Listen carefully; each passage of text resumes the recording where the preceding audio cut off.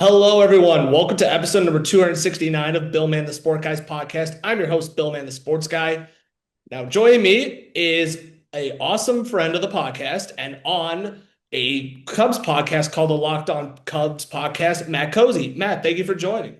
Hey, Billy. Yeah, thanks for having me again. It was nice to join you in March, and I'm glad we figured out something for the summer and excited to talk baseball today.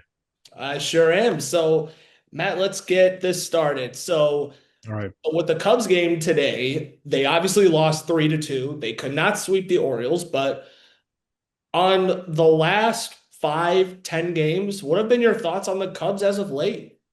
Yeah, they've really done a great job despite all of the injuries, especially to the rotation and the bullpen, Billy. Since June 11th, they're 16-9. They have won 12 out of their last 16, dating back to the four-game series that included a doubleheader with the Mets. And it's almost a month of baseball now. They've really turned out some great results. And before that, it was they ran into a wall. It's been an up and down season. There's been a lot of turbulence. There's been a lot of absences because of people that have gotten hurt, but they've really shown a lot of resolve for whatever that's worth. And this is a position player unit that when they're on, they're one of the best in baseball. And they have a lot of guys who've been around the block. They know what they're doing. They're highly talented. Um, there's that stretch that was really concerning before this that I'm sure we'll get into, but the offense has really picked up the last month in really helping the pitching injuries. And you look at the numbers, the rotation ERA, the bullpen ERA, for the most part, has still been pretty high. It's pretty thin down there, especially in the pen. But they've made it work. They're really Craig Counsell's working game by game, and all of a sudden they've won 16 of 25, which has been fun. That's absolutely crazy. And I was talking to one of my coworkers on the newspaper who's a diehard Cubs fan, and my Yeah. honest thoughts, not throwing any bias, is I still think they're fine hitting wise. I feel like they finally picked it up a bit, but the pitching is just so streaky. And yes, the injuries do play a part of it, but there comes a game where the pitching looks actually really solid, but then there comes a game where maybe the starting pitching isn't great, but the bullpen picks up, or there comes a game where the pitching is an absolute no-show. And it's truly shown, but I still like that they've at least battled even with all the injuries. I mean, sure, they fell short today, but they've dominated the Orioles in the previous two. And it also showed against, but the injury depth does concern me because it did show against the Cardinals. I did catch most of the 4th of July game and even Friday. I won't throw that too much, but I think the last games, I just think the offense is picked up, but they're still finding ways to win, even if the pitching's just not there. But I do believe part of it is they're hurt. Yeah, and a silver lining is that, especially in the bullpen, there's really no season long injuries. In fact, if they get some of the starters back and there's starters that are healthy, some of those guys will probably get bumped to the pen. Then the pen gets stronger. There's some fun ideas out there about Justin Steele joining the bullpen. If Ben Brown gets back in time, he would return as reliever the last month as well. Yeah. Colin Ray has been a Swiss Army knife the last Whew. season and a half. Does he Ooh, go to the pen? Palencia is coming back. be good. And so there's some, things to look forward to. But yeah, some of these so-called no-name guys have stepped in, especially in the relief corps, and maybe they took advantage of a good pocket from them, and then they'll just move on. That's business. I think we saw today the series finale against the Orioles that maybe that's happening with like a Tyler Ferguson or a Ryan Rollison, Gavin Hollowell. How much in the tank does Caleb Thielbar have left? But Billy, really, all of this has been not as much of a focus as I thought because of Pete Crow Armstrong, who has been a superstar. And he's actually really shown it. since June after the White Sox tore him to pieces in the middle of May. But Yep. credit to him, he's finally been stepping up because the first 2 months, PCA arguably looked like so lost. Like Yeah. we thought we were seeing the second half of PCA, but it's nice to see him wake up. And another player I want to mention that's actually been waking up lately is Dansby Swanson.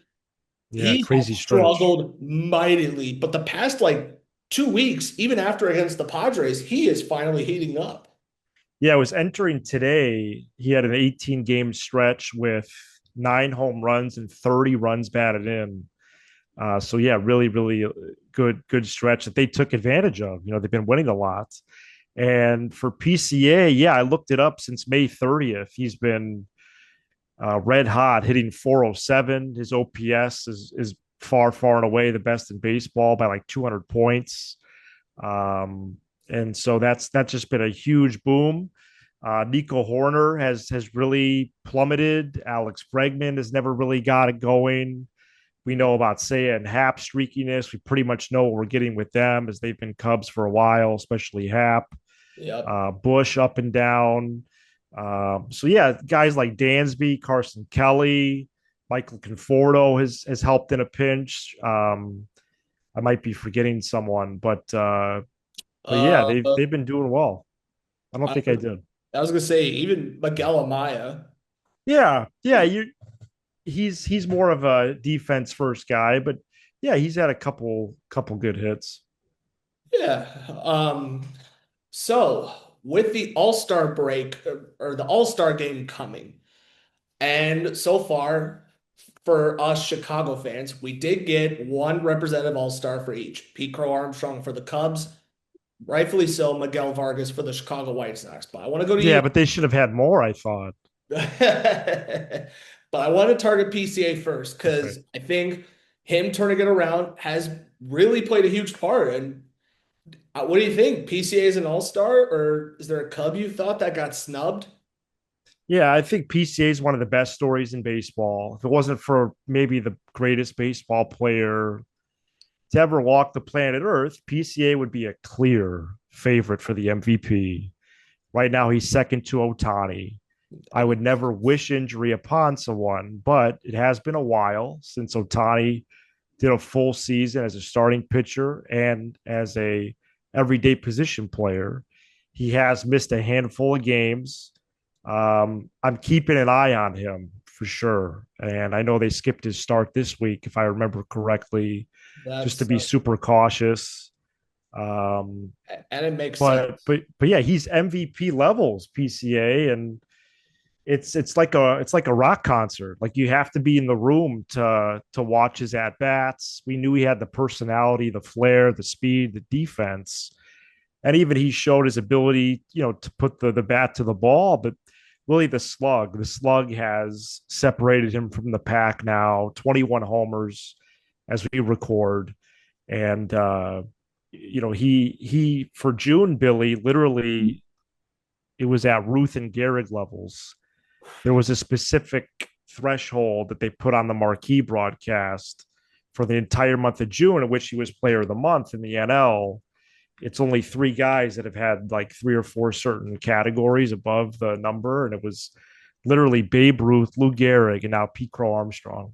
That is amazing. Yeah, Um, I'll sneak in my quick thoughts. I was really happy when I heard Miguel Vargas made the All-Star, and yeah, even though this is a Cubs episode, but we could sneak in a little White Sox, I think Miguel Vargas has really come a long way throughout the first 3-ish years with the Dodgers. He showed some glimpse.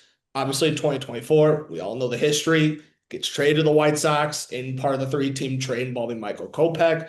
Looked completely bad, but last year was a nice step forward. This year, he really took it upon himself. He is one of the White Sox, I believe, are the only team I think in the American League to have three guys hit 20 plus home runs. I was looking at a stat the other wow, day. I think the Phillies and Athletics are at two because the Phillies, to nobody's surprise, Schwarber and Harper at 20 plus. Well, Schwarber's already at 30. Harper's at above 20. The A's I think Nick Kurtz, I think. I didn't Mhm. really look at the A's that great, but in the end, from a White Sox fan point of view, I'm really happy Vargas made the All-Star. Wanted to sneak that in since Yeah, PCA are the only Chicago lone All-Star representatives. Keyword for now, unless if another pitching true. he gets, or unless if another injury happens.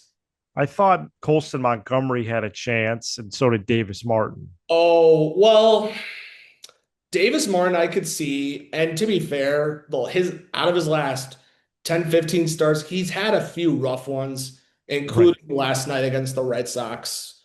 So I could kind of understand, but the Montgomery one does bother me. I'm sorry, but over Andres Jimenez of the Blue Jays, I don't understand how he got in over Colson Montgomery. That makes zero Is sense. there any chance that he's in the home run derby Monday? I say 50-50. Okay. I mean, he be the first since Luis Robert Jr. and prior to Robert Jr., Todd Frazier, when he lost Wow, to that's a good Giancarlo pull. Stanton back in 2016. And I think Adam Dunn, somebody commented, Okay. I believe it was Adam Dunn. Maybe like 2012-ish or something. I want to say 13, if I recall, Okay, yeah. because I know Dye and Canerco were both in at one point. I don't remember the years off the top of my head, but trying to go. And Murakami would have made the team, but he's been out the last 6 weeks, and excited to see him back this weekend. I'm thrilled as a White Sox Yeah. fan. I've actually enjoyed watching him play. Oh, I It's hope so. Yeah. oh, I had, and White it's Sox are one of the best stories in the whole game. this actually jumps into my next question. Actually, I'll I think this when the Cubs and White Sox are both good, I know it's hard to put it up against the Bears because the Bears rule the city, whatever. But I baseball is guess a daily sport, daily rhythm. When they're both good, it's a really cool thing around here. I can't complain that much, but I will say quick about Murakami. It's just rare to get a hitter that will either single, walk, strike out, or home run. It's actually awesome to see. He Yeah. has, I think, only 4 or 5 career doubles up to date, Oh my gosh. but he's been so fun to watch. But speaking of the White Sox, this jumps to my next question. Okay. Which team from the American League and National League that has surprised you in a good and disappointing way? Well, I think the Mets are a disaster. I The low key Cubs have have to the agree. Cubs have already made a trade with them. I think they're going to make one more with them, just based on talking for weeks, just to try to get the David Peterson deal done. They've talked about many of the Cubs guys in their systems. They've already done a lot of the legwork to try to get a Freddie Peralta or a Luke Weaver, Brooks Raley, AJ Minter. I think those are the names that could one of those guys could become Cubs before the deadline on August 3rd. So yeah, I mean the Mets I think have just cratered with Soto, Lindor, Bichette. They gave up real living capital for Peralta for just 1 year, and they're just playing so poorly. So they stick out right away, and then I think the dominance at times, and dominance at steadiness at worst and dominance at best of the Rays has been really cool to see, and I feel like they're making teams pay attention, like how contact matters, how running plays matter, like a hit and run or a bunt or a steal or a fake bunt steal. I love that. I love that about the game. And to top that off, like they could also pitch. I think for me, for disappointing National League, I would easily say with the Mets and everything you said absolutely makes sense. Sure, they have Soto. Sure, they have Lindor. They completely overpaid for Bichette, Yeah. traded for Freddie Peralta, who's been awful, and the results have shown. For National League, give credit to the Phillies. Under Yeah. Rob Thompson, they were horrendous to watch. But then after firing him around mid-late April, they've turned it around ever since Don Mattingly took over. I think they've almost won 30 games since he took in, and I believe they're first in the NL East, if I remember correctly, which is actually remarkable. And could you imagine the story headlines for Philadelphia if all of a sudden they make it and win the World Series? And I'm not saying they're going to knock out the Dodgers, but look at that potential right now. with the way. No, the Phillies have a ton of good players from Christopher Sanchez to Zach Wheeler to Johan Duran at the back of the game, and then Oh, the Schwarber Harper duo. I think it would be hard pressed to find a better duo, and I really hope they're both in the Derby Monday. I think they are. That's kind of what the rumor is. They both will be in at their home park. the latest I read was I Yeah, think Harper's going to participate, but I wouldn't be shocked if Schwarber makes it in because yeah, it'd be awesome. So yeah, I think the NL East is one of the more surprising divisions, and that's really everybody but the Mets is in the mix. even the Nationals, which is just Yeah, hilarious. they're in the mix. The The Marlins are fact red the fact hot. that they've scored the most runs, but they've gave up the most runs, which is so odd. Wow. Yeah, so they probably will peter out, but to be past the 4th of July, the second true benchmark of the year, and be in the mix, that's a shock. Oh, that is. All right. For the American League, I'm at a tie between two teams, the Tampa Bay Rays, because the way they do Yeah, small ball is so it's awesome. interesting. And I like Junior Caminario, but if you currently look at the roster, we would look at it and go, wow, this team stinks. They've clearly proved us wrong. I believe they're ahead of the Yankees, if I They remember. are, yeah. And honestly, if they keep this up, is it fair if I say they're World Series contenders? I mean, with the way they've been playing, and if it transfers well into postseason, they could easily be surprising almost everybody. Well, I think for the most part, the American League is wide open. Like what happened to the Oh, yeah. Mariners? What happened to the Blue Jays? The Yankees have been ice cold the last 10 to 20 games. And so, yeah, you point to the Rays and you start to, I hope they're, I'm sure, I hope, and I would guess their fans are starting to dream a little bit. And if they somehow buy at the deadline and get someone that makes us go, whoa, they're serious, then maybe they are the AL champion. At this point, they are. And then my second that I'm going to tie with the Rays in is the Chicago White Sox. Yeah. I'm not trying to sound biased, but I got to admit, if you were to tell me from March that the White Sox would be competing in first place come All-Star break, which at the time of this recording, they are now tied with the Cleveland Guardians, I would have said you're insane. And Right. honestly, just seeing them in first, I really can't complain. Murakami has been awesome. Miguel Vargas deserves to be an all-star and has done everything. Colson Mm-hmm. Montgomery still mashes. Chase Mydroth has actually done not bad of a second baseman. And I think he's one of like two or three second basemen in the American League that's like, I think he's like second or third in OPS. And That's great. outfield, I mean, Braden Montgomery had a really cool debut. Andrew Benintendi's doing not bad.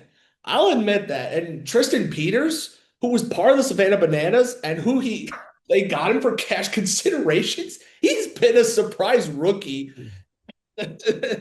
And yes, I hope my personal hope for the White Sox sake is that catching wise they get it together. Kyle Teal just came back. Edgar Carroll, before getting sent down, was struggling mightily. Even Yeah. Drew Romo, after his debut, he's been ice cold. Pitching wise, Davis Martin, I've really liked watching him play. Sean Burke, credit to him, he's had an overall solid season. Anthony Kay's been fine.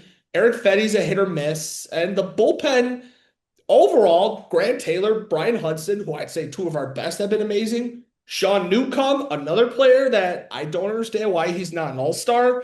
Sir Anthony Hmm. Dominguez, yes, has made us panic at times, but in the end, I really can't complain. And I'm happy that the White Sox are taking advantage right now because let's be honest, the American League stinks. And the White Sox are one of 4 to 5 teams with a record above 500, along with the Yankees, the Rays, the Guardians, and Seattle at the time of this recording above the American League West. And I wouldn't be shocked if the A's somehow, some way get in. And the division they're in, at the end, whoever finishes hot, it's going to go down between Cleveland and Chicago. But for disappointing, not aiming at the Angels because it's obvious, Yeah. I I'd rather go with Boston. I don't know what's going on with that franchise. They are such a mess right now. Craig Berslow doesn't even know what he's doing. And how do you fire Alex Cora, who brought you a championship and made the playoffs almost throughout his entire tenure as Red Sox manager, except for one or two seasons, if I recall off the top of my head, in 2020, and I believe it's 24, they missed the playoffs. How do you do that? What is Craig Berslow doing? So Yeah, yeah. that's a good pick. I think some of their guys will be on the trade market if they consider themselves out of it. Oh, Contreras is And I good. would probably add the Detroit Tigers in there too. That's a good point, but I've also had my concerns with the Tigers because, sure, I think they got better in the pitching department, but in terms of hitting, they really didn't do anything in the offseason. I mean, I Yeah. think Dylan Dingler stepped up nicely. Torkelson, what is going on with him? Gleyber Torres is the definition of injury prone.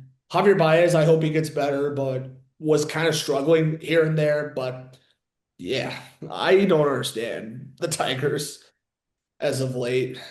They're the definition of disappointment. All right. Now, let's see. Second half. Yeah. How do you think the Cubs need to respond come the second half? Yeah. For a rotation and bullpen that's pretty much being held together with duct tape, for them to be where they are, I think is a tremendous situation to be in. I know entering the year they were the NL Central favorite. I think that just proves that a lot of these prediction markets and projection systems are wrong because the Brewers are basically the Dodgers without the payroll. That's how good they are. That's how highly I think of them. Um, Ooh, so for the Cubs to be in second and fighting for a wild card, I don't think is like, first of all, even before the injuries, I don't think it's the end of the world. I just don't. no. Like if you're an NL West, if you're a fan of the Padres, the Diamondbacks, the Giants, or the Rockies, and you got a wild card spot, none of those fans are going, "Oh man, I wish we finished first," Oh, because no. it's not realistic. No. And so yes, I would like the Cubs to take back the NL Central, but to miss the playoffs would be a colossal failure. And they've never been in jeopardy of that, even with their whole rotation being on the injured list, almost an entire bullpen being on the injured list, Except for and the Imanaga. offense not showing up for 29 games. They went 7-22 for a stretch. Oh, which is brutal. But I will say, I think you made a good point. The pitching needs to be healthy. I mean, even though Shota Imanaga has been the only starter to not been hurt, knock on wood. Right, right. But is it fair if I say they're almost like broken glass? I feel like with Tyone, Something's even going even on. Edward Yeah. Cabrera, like after a start, then it's all of a sudden, ouch, I'm hurt. And it's like, dude, what are you doing? Yeah. I was fine with the Cabrera trade, but Sure. this season he's been made out of broken glass. I know. I know. I think that would be a key in the second half. How does he look? Depending on how many starts he makes. I think Boyd, Tyone will have to step up. Shota, um, you know, can they convince Jed Hoyer in the front office that they should absolutely buy? If you look at their schedule, the 13 games out of the break are on the lighter side. So you'd like to take advantage of that because then you're pretty much at the deadline at that point. One thing I do want to ask you with the trade deadline, obviously going to be August 3rd, who's one, maybe two players in mind you would like to see the Cubs go after? Yeah, it's just so late. I think there's only like 48-ish games after the deadline this year. That's crazy. Um, as much as I'd like to see them go for like a rental like Peralta, it does seem like they're going to try to get a cost controlled starter, Hmm. though that's proven to be an almost impossible task during the season. It's during the winter, it happens all the time, like with the Cabrera trade. But during the season, it's so difficult to do that. I think they might have to give in and get a rental, like a Casey Mize from Detroit or Freddie Peralta from the Mets, and then maybe get like two relievers mid to upper tier. The Cubs don't pay a lot for relievers, which I've actually come to understand. And so maybe they try to shoot higher in the rotation. But again, that's as we've seen the last 2, 3 deadlines. That's almost We actually really haven't seen it from actually any of baseball. one player I want to ask really quick. Aroldis Chapman. Should the Yeah. Cubs reunite with him again? Yeah, I mean the Red Sox have won what, like 8 out of their last 10. I think they're Oh, probably going to try to sell oh, they swept the themselves if White they're in Sox. it. But yes, I could see the symmetry there. I think, and he's going to be a free agent, so in theory, it wouldn't cost that much. Um, so yeah, it'd be really cool if they lined up on that. I think for the Cubs point, I think Casey Mize would not be a bad option. All kind of a Yeah, he's fine. He's like a number 3 or number 2. I would honestly be fine with that. It wouldn't shock me in some degree if they reunite with Aroldis Chapman, just like how they Be did awesome. Yeah. in 2016. Which, Yep. 10 years um, later. yeah, and so in the end, Matt, Yes. what do you got to say to all the Cub fans out there who are probably tweeting, Facebook, Instagram, going like, "Why are they not winning? Why are they not winning? What is happening?" Yeah, that's why. I mean, that's in part why I'm not on social media anymore. I've skipped a lot of that. I would say there's a couple things, Billy. I would say one, come to terms with that the goalposts have changed. Uh, my co-host Sam said the goalposts have been pushed back. I would say they've been moved out of the stadium. When you lose an entire rotation at a time and you lose your closer, you lose this guy, you lose that guy, that's a big deal. And so I feel like the goals for the season have changed. And even getting the 6th seed, the last wild card spot, that's a reasonable goal. Now I'd like for them to get the 4 seed and be at Wrigley for the wild card series like they were last year. That would be cool. So I think that's kind of the new goal. Entering the year, I do think there was a clear goal of making the Final Four and trying to see what you could do against the Dodgers or whoever was going to be across the field. I do believe that's changed. I don't think that's a bad thing to say, because when they're on, they really can play with anyone. And we'll see how the roster takes shape the next 2, 3 months. Number two, I don't want to get too preachy, but I have allowed myself to think about the future. And from all the intel that I could gather, next season is in serious jeopardy. And so the Um, right to complain right now, the right to overreact, I've actually really sat in that, embraced it. And the tense moments in the game, I'm up, I'm standing up, I have my hands on my knees, I'm pacing, my voice, my volume increases. And one of the reasons why is because I'm aware that that may not happen after this year for a long time. And so even when they went 7-22, I was like, I need to embrace this because if they play next year, it's going to be a shorter year. oh, jeez. And I don't have a crystal ball, so I don't even know if they're going to play. And so I'm really trying to enjoy this. I think I'm on the same boat with you. I, from my point, if I were to walk up to a Cub fan, I know they're going to be like, "But Bill, man, you're a White Sox fan. You have no room to talk." Well, I talk about all sport teams, so let's get that out of the way. Correct. Yeah. For Cub fans, I think their main goal needs to be just make the playoffs, even if it's a Exactly. wild Thank you. card, not the end of the world. Exactly. And as you and I said earlier in the episode, the pitching injury has been like a broken glass shelf. But Right. the other advice I want to give, not just to Cub fans, but to also White Sox fans out there, and I know I'm trying to Okay. make this like a Cubs episode, but I need to include both sides for this take, is Mhm. we need to enjoy this season as much as possible. I personally believe it's good for baseball that both teams are above 500. Yes, Oh, it is. Yeah. the White Sox have been ice cold. I think they've won Correct me if I'm wrong. I think they've won only 3 or 4 games out of their last like 10. Okay. We split Baltimore. We split Cleveland. We got swept by the Red Sox. We got the See, Athletics this weekend. But my point is, I think it would be good for baseball if four both. and six in their last 10. Thank you. Yeah, I think it'd be good for baseball if both Chicago teams make the postseason. be And the huge. stat I saw, it would be the first time since 2008 that both teams Wow. made it with a 500 record. I may be a White Sox fan at the end of the day, but I've also been trying to enjoy it as much as I can. And I'll admit Yep. I've had a little soft spot in my heart for the Cubs at times. I mean, I've admitted, Shota And Imanaga, me for the Sox too. I've loved it.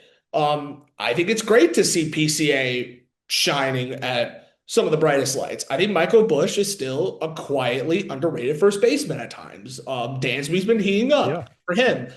Carson Kelly, solid catcher for the Cubs, but they need to rest him at times. I will admit that. But in the end, I will say to both fans, enjoy the season as much as possible. Who knows if we're going to get 2027, despite Rob Manfred and the owners being way too greedy and they still want to point the finger at the Dodgers, the Mets, and the Yankees, like as if they're the big brothers who could do no harm. Like they may want to look at him and go like, they got the money. We need to tax them. And they're like, no, you need to spend money, which is true, including right. you, Mr. Bob Nutting of the Pittsburgh Pirates. I'm looking at you. For sure. That's a So, problem. yeah, so in the end, I think you and I can agree. Let's enjoy the season as much as possible. Who knows if we'll have a 2027 season? Correct. I Thank don't you. have the facts down, but I talked with No. Chris from the Chai Sox podcast on one of my last episodes I had with him, and Nice. we believe the MLB. I have a fear they may lead towards how the NHL's last bargaining agreement when the contracts happened back in 2013.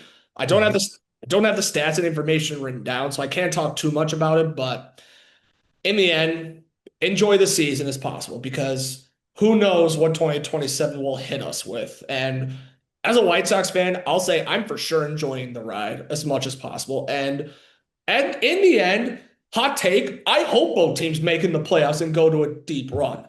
Imagine the storyline and how good it would be for baseball. What if they both make the World Series? The city will be blown up. I don't know if any of the roads will be available. Yeah, exactly. I mean, the Sears The Tower, red line will be will packed. that building still be there? Oh, funny. Yeah. I So and wait, the last time both teams made the playoffs was '08. yes, if we're Okay. not counting 2020, they obviously made Yeah, 20. I wouldn't. It's Yeah. 2020. Yeah. Last time a full season was '08. Yeah, that'd Correct. be awesome. Yeah. It would All right. be. Billy, thank you so much. This was a lot of fun. My pleasure, Matt. Thank you for joining the podcast. All right. That and maybe we should do a little Locked On Cubs collaboration, jokingly. Yeah, yeah, maybe. Hey, Locked On Cubs, DM me. Okay. Well, yeah, All well, right. I'll think about that. All right, that is all for today's episode of 269 of Bill Man the Sport Guys podcast. I'm your host, Bill Man the Sports Guy. We hope you enjoy this episode. Let us know your thoughts and opinions on Instagram at Bill Man Sports Guy, Twitter, I don't care if it's called X, at Bill Man Sports, and here on YouTube at Bill Man Sports Guy. Make sure you follow the Locked On Cubs podcast. Make sure you're subscribed to both podcasts. If not, what are you doing? Hit the subscribe button. It will help us along the way. We hope you all have a good evening. Stay tuned for next episode of 270 and stay tuned for the next episode of the Locked On Cubs podcast that will be coming on. Peace.